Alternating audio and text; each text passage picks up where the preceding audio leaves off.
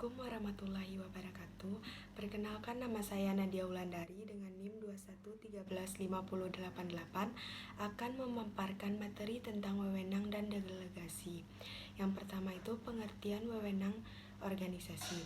Wewenang merupakan syaraf yang berfungsi sebagai penggerak pada kegiatan-kegiatan. Nah, wewenang dapat diartikan sebagai hak untuk memerintah orang lain untuk melakukan atau tidak melakukan sesuatu agar tujuan dapat tercapai. Sedangkan pengorganisasian merupakan proses penyusunan struktur organisasi yang sesuai dengan tujuan organisasi, sumber daya yang dimilikinya, dan lingkungan yang melingkupinya. Struktur lini, staf, fungsional, dan wewenangnya.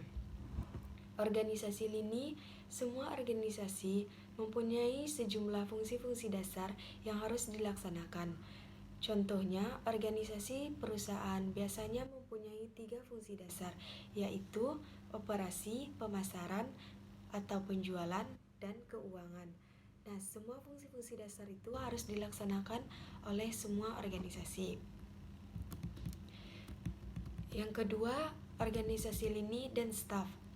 Staf merupakan individu atau kelompok dalam struktur organisasi yang fungsi utamanya memberikan saran dan pelayanan terhadap fungsi lini.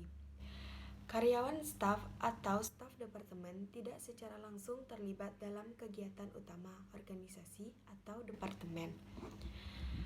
Wewenang lini adalah wewenang di mana atasan melakukannya atas bawahannya langsung, yaitu atasan langsung memberikan wewenang kepada bawahannya.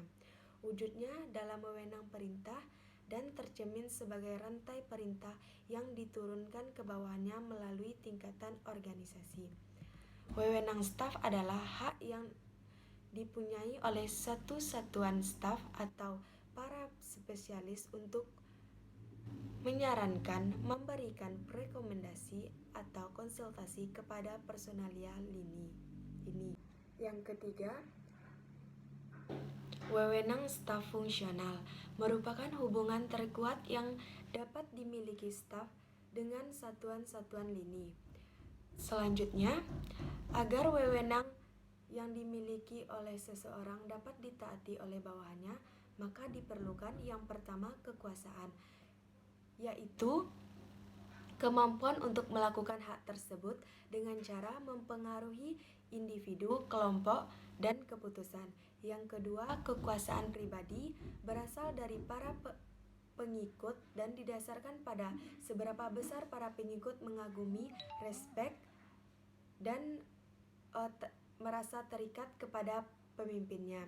Yang ketiga, tanggung jawab dan akuntabilitas tanggung jawab, yaitu kewajiban untuk melakukan sesuatu yang timbul bila seorang bawahan menerima wewenang dari atasannya. Akuntabilitas yaitu permintaan pertanggungjawaban atas pemenuhan tanggung jawab yang dilimpahkan kepadanya. Yang ketiga, pengaruh atau influence, yaitu transaksi di mana seseorang dibujuk oleh orang lain untuk melaksanakan suatu kegiatan sesuai dengan harapan orang yang mempengaruhinya. Yang selanjutnya yaitu menurut sumber wewenang dibedakan menjadi yang pertama, kekuasaan balas jasa berupa uang, suaka, perkembangan karir, dan sebagainya.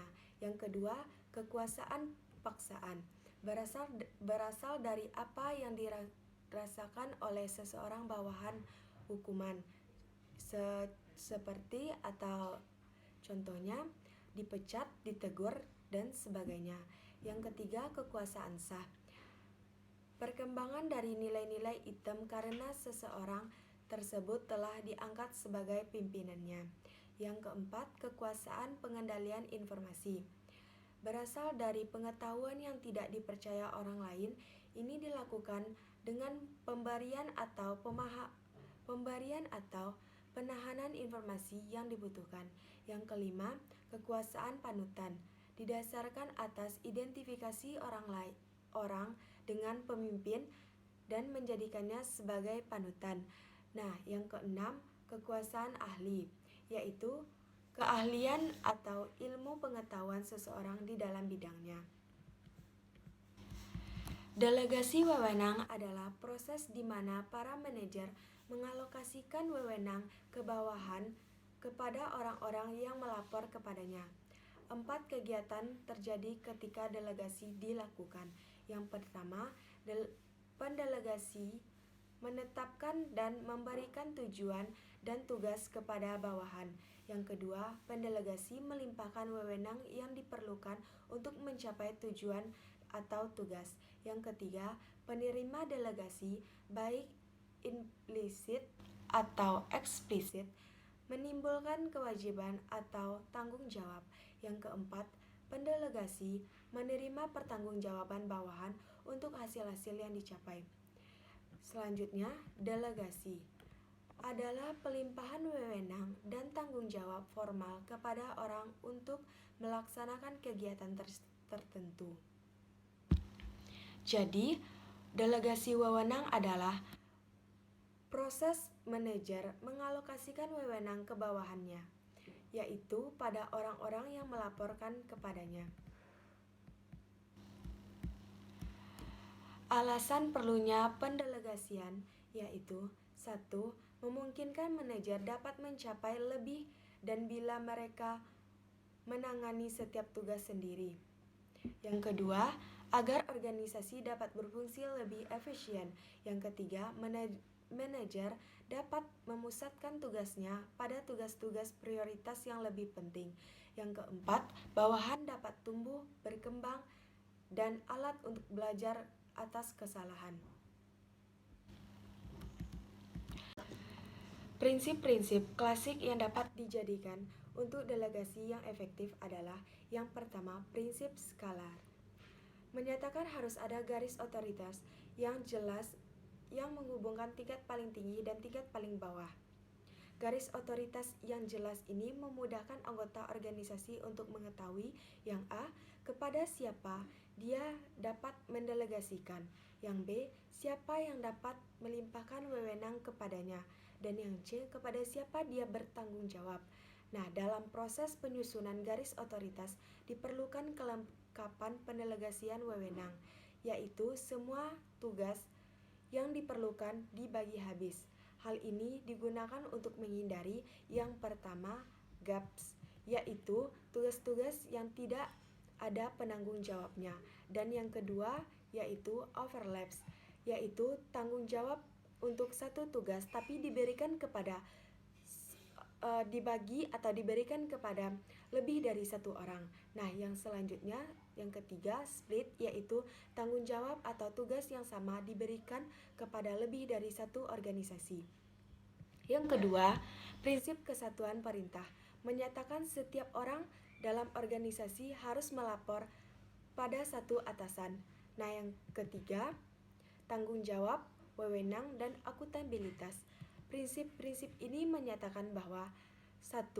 Dapat menggunakan sumber dayanya secara efisien.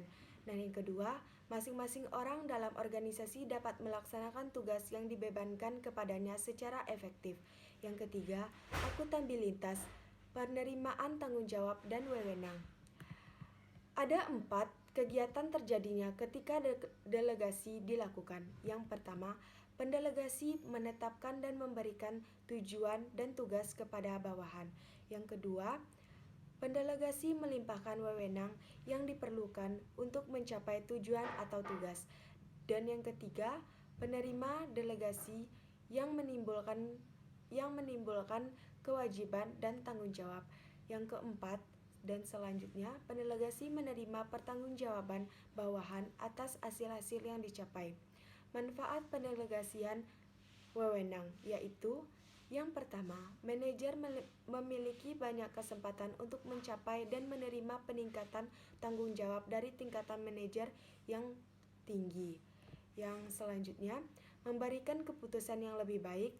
Selanjutnya, pelimpahan yang efektif mempercepat pembuatan keputusan.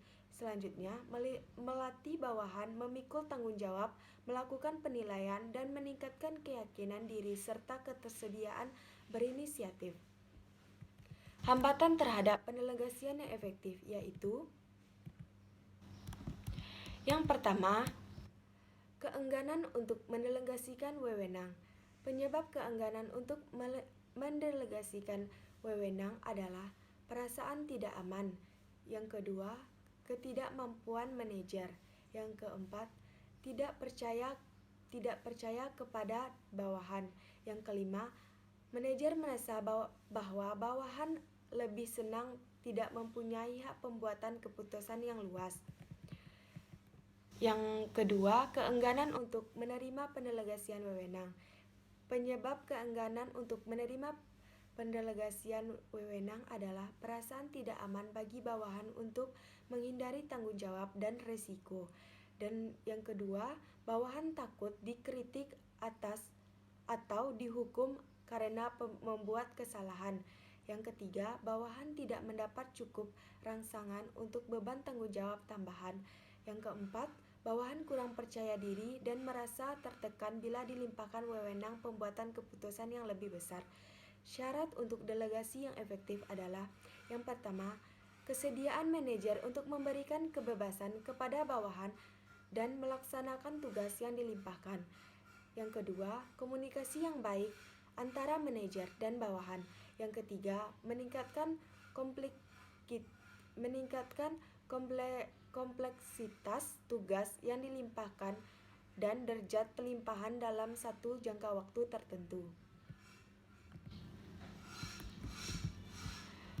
Baiklah, itulah materi yang dapat saya paparkan. Kalau ada salah dalam pemaparan materi, saya meminta maaf yang sebesar-besarnya. Saya akhiri. Assalamualaikum warahmatullahi wabarakatuh.